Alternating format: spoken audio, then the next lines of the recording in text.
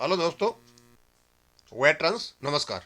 मैं दीवान सिंह आपको मैं बताना चाहूँगा कि इस वीडियो से पहले मैंने एक वीडियो बनाया है जो इंडियन बैंक का जो पेंशनर्स हैं जिन्होंने मेडिक्लेम पॉलिसी ले रखी है और इनका जीएसटी कटाई नहीं था या कट करके वापस हो गया था।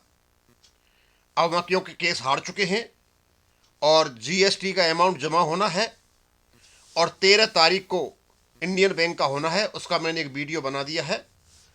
इसलिए 13 तारीख को कलेक्टिवली जो आपका पैसा कटे तो उस समय आपका पैसा आपके अकाउंट में होना चाहिए। यदि पैसा नहीं हुआ तो आपकी पॉलिसी बेकार हो सकती है, ऐसा उसमें लिखा हुआ। अब ये यूनियन बैंक ने भी एक लेटर निकाल दिया है, मैं इसको पढ़ के बता देता हूँ और सेम लागू है सब पर ही। GST amount for group medical insurance policy for retired employees family pensioners 1/11/2025 से 31/10/2026।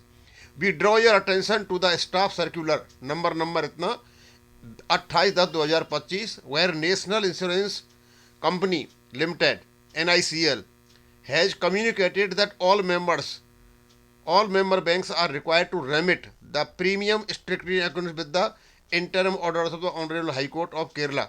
Hence, the premium amount was deducted without GST and remitted to insurance company for successfully registered retired employees and family pensioners subject to the final judgment to be passed by the Honorable High Court of Kerala. As per the recent communication from NICL, it is informed that the Honorable High Court of Kerala has dismissed the writ petition, ruling that GST exemption applies only to individual health insurance policies and does not extend to group health insurance policy. Insurance company has requested to remit the applicable GST amount of 18% on applicable premium rates on retirees policy immediately. Hence, retired employees family pensioners who are successfully opted for IBA group medical insurance policy 2025 और 26 are hereby requested to maintain sufficient balance in your mandated account to enable debit of the applicable GST amount.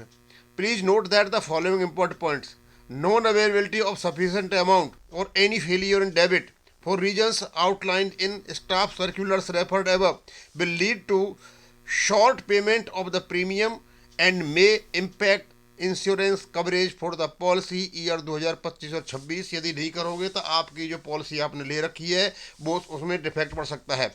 The bank will not be responsible for non availability of benefits under the medical insurance policy due to the failure of debit. और GST जमा नहीं कराओगे तो bank की कोई guarantee नहीं है कि आपको जो आपकी मेडिकल बेनिफिट्स है वो आप मिल जाए। All the terms and conditions in earlier staff circulars remain unchanged. You are therefore advised to ensure that adequate balance is maintained in your mandated account. Before 13, इसमें भी 13 तारीख दे रखी है। 13 तारीख से पहले या 13 तारीख तक आपके अकाउंट में पैसा होना चाहिए जिससे कि जीएसटी का जो पैसा है वहाँ भेजा जा सके। अब साफ साफ है, कोई प्रॉब्लम नहीं है उसमें। इंडियन बैंक में भी 13 तारीख था और इसमें भी 13 तारीख है। तो जिसने भी मेडिक्लेम पॉलिसी ले रखी है वहाँ जीएसटी कटना है, आपके अकाउंट में पैसा होना चाहिए। 13 तारीख इसकी लास्ट डेट दे रखी है, उससे बियॉन्ड नहीं, और नहीं होगा तो आपकी पॉलिसी में अफेक्ट हो सकती है। बस यहीं ख़त्म करूँगा। थैंक यू, धन्यवाद।